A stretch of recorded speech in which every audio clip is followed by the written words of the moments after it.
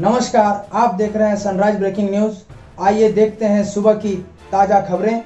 सरायकेला जिला पुलिस अधीक्षक मोहम्मद अरसी को गुप्त सूचना मिली कि ईचागढ़ थाना क्षेत्र में स्वर्ण रेखा नदी से चोरी छुपे ग्राम पातकुम एवं ग्राम खोखरो के पास जंगल में तथा रांची जिला के थाना सोनाहातू क्षेत्र में बालू माफियाओं के द्वारा अवैध बालू का भंडारण किया गया है, जिसका परिवहन हाईवा के माध्यम से सोनाहातू ईचागढ़ चौका होते हुए किया जाना है।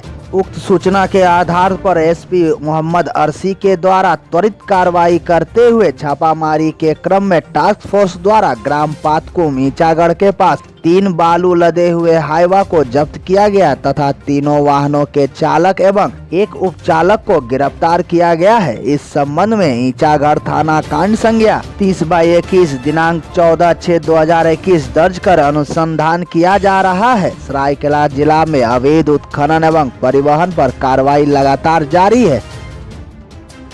झारखंड में कोरोना के कहर के बाद अब ब्लैक फंगस अपनी पांव पसार रही है। बता दें कि बीते 24 घंटे में झारखंड में ब्लैक फंगस से 5 लोगों की मौत हो चुकी है, जिसमें रांची, गढ़वा, गोड्डा, रामगढ़ और कोडरमा से एक मौत हुई है, जबकि रांची में ब्लैक फंगस का एक और मरीज मिला है। राज्य भर में अभी तक कुल 79 व्यक्ति में ब्लैक फंगस की पुष्टि हो चुकी है, जबकि 51 संदिग्ध हैं। वहीं मौत का आंकड़ा बढ़कर 25 पर पहुंच गया है। अब तक 37 लोग स्वस्थ होकर घर लौट चुके हैं। गौरतलब हो कि ब्लैक फंगस झारखंड के लगभग सभी जिलों में अपनी पांव पसार चुका है, जिससे अब सावधानी से निपटनी होगी। वहीं लोगों में इसके लक्षण देखते ही तुरंत डॉक्टर से परामर्श लेनी चाहिए।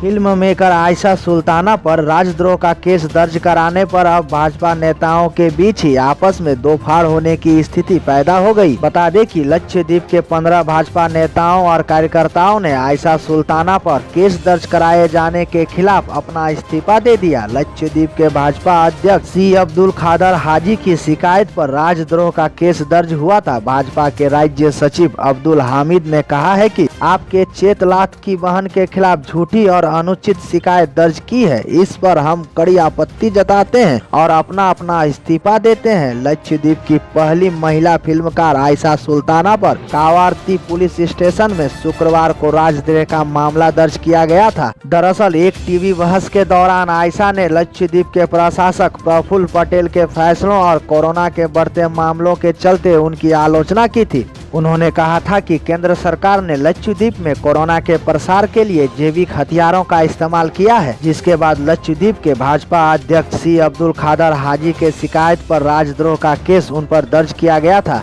वहीं दूसरी तरफ लक्षद्वीप के 15 भाजपा नेताओं और कार्यकर्ताओं ने आयशा सुल्ताना पर केस दर्ज कराए जाने के खिलाफ कड़ी आपत्ति जताते हुए अपना इस्तीफा दे दिया।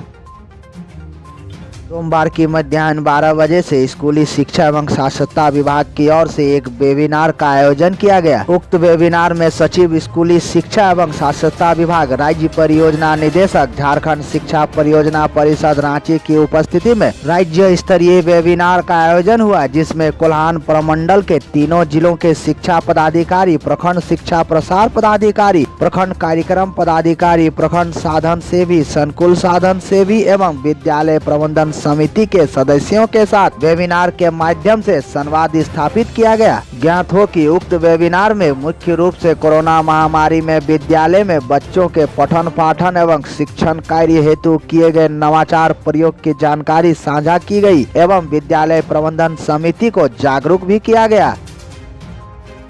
बीजेपी के प्रदेश अध्यक्ष सांसद दीपक प्रकाश ने कहा है कि किसानों से खरीदे गए धान की कीमत का भुगतान नहीं किया जाना दुर्भाग्यपूर्ण है। उन्होंने कहा कि राज्य में पिछले साल धान की अच्छी फसलें होने से किसान काफी उत्साहित थे, मगर मुख्यमंत्री हेमंत सोरेन के निर्देश पर नवंबर 2020 में किसानों से धान क्रय शुरू हुआ था, लेकिन एक सप्ताह बाद कांग्रेस पार्टी के अध्यक्ष और सरकार के मंत्री रामेश्वर उरांव ने आदेश जारी किया था कि कि गीला धान को कारण बताकर धान खरीद पर रोक लगा दी थी, जिससे किसानों को परेशानी हुई। उन्होंने कहा कि किसानों की मांगों को लेकर 18 जून को बीजेपी कार्यकर्ता राज्य भर में खेतों में जाकर धरना देंगे। उन्होंने कहा कि जब बीजेपी ने उस समय इसको लेकर विरोध शुरू किया था तो फिर से धान खरीद शुरू हुई थी, लेकिन अब तक पूरे धान नहीं खरीदे गए हैं। किसान अपने घरों में धान को बोरी में भर के रखे हुए हैं, सरकार खरीद नहीं रही है, तो ऐसे में वे बिचौलियों को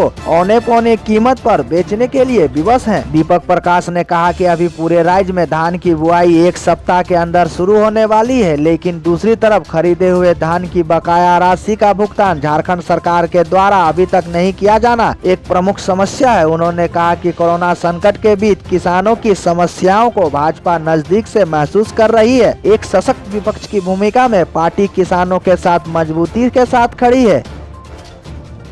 रायकेला जिले के आदित्यपुर नगर निगम प्रशासन का कुंभकर्णी नींद तब टूटा जब लोगों के द्वारा लगातार उठ रहे सवालों और विरोध के बीच उक्त क्षेत्र नर्क में तब्दील हो चुका था। बता दें कि आदित्यपुर नगर निगम प्रशासन द्वारा सोमवार को टाटा कांड्रा रोड बनाने वाली एजेंसी JRDCL के साथ मिलकर गम्हरिया के दुर्गा पूजा मैदान के समीप सड़क के सर्विस रोड के जल जमाव एवं गंदगी को हटाया गया। हालांकि अत्यधिक बारिश के कारण सफाई कर्मियों को काफी परेशानियों का भी सामना करना पड़ा। गौरतलब हो कि टाटा कांड्रा रोड के सर्विस रोड के नाले में जल जमाव के कारण दुर्गा पूजा मैदान के पास हमेशा गंदी पानी का जमाव रहता है, जिसकी सफाई के लिए कई लोगों ने प्रखंड विकास पदाधिकारी, नगर निगम और स्थानीय जन प्रतिनिधियों से गुहार लगाई थी। बीते दिनों आदित्यपुर नगर निगम के पूर्व उपाध्यक्ष उरेंद्र नारायण सिंह ने भी JRDCL और निगम प्रशासन से उक्त जल जमाव और गंदगी को साफ कराए जाने की मांग उठाई थी। बहरहाल मानसून के रफ्तार पकड़ने से पहले ही नगर निगम प्रशासन की उक्त कार्रवाई से आम लोगों को थोड़ी राहत जरूर पहुंची है। हालांकि पूरा नगर निगम क्षेत्र गड्ढों में तब्दील हो चुकी है, जो निश्चित तौर पर बरसात के मौसम में जानलेवा साबित होने वाला है।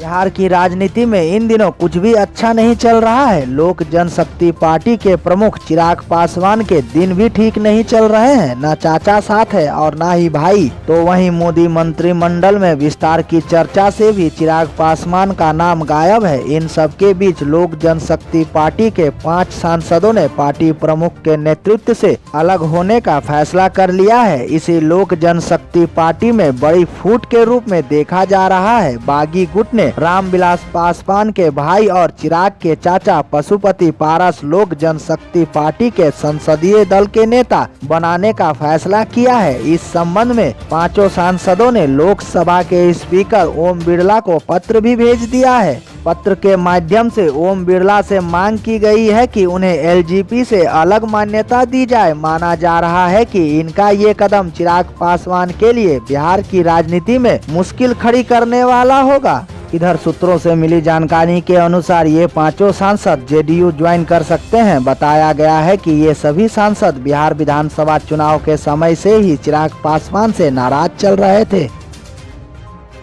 राज्य में पूर्वी सिंहभूम जिला के साथ साथ कुल 6 जिलों में स्थित सदर अस्पताल परिसर में ब्लड कंपोनेंट्स के सेपरेशन यूनिट की स्थापना की गई है, जहां इस स्थापना के क्रम में पहले सत्र में ही रक्तदान का जिम्मा सबुज बांग्ला सोसाइटी को दिया गया। वहीं सबुज बांग्ला सोसाइटी संस्था के द्वारा 13 सदस्यों की टीम ने यूनिट में रक्तदान किया, जहां संस्था की अध्यक्ष मौसमी दास ने बताया कि उनकी संस्था को यह सौभाग्य प्राप्त हुआ है कि इस यूनिट के स्थापना होने के बाद पहली बार उनकी संस्था द्वारा रक्तदान शिविर लगाया जाए। वहीं दूसरी तरफ उन्होंने राज्य सरकार के इस शिलान्यास की प्रशंसा करते हुए कहा कि सदर अस्पतालों पर ग्रामीण क्षेत्रों के लोग निर्भर रहते हैं। इस अस्पताल में सेपरेशन यूनिट बन जाने से प्लेटलेस प्लाज्मा एवं FFP की समस्या से ग्रसित मरीजों को अब परेशानी नहीं होगी और दर दर भटकना नहीं पड़ेगा।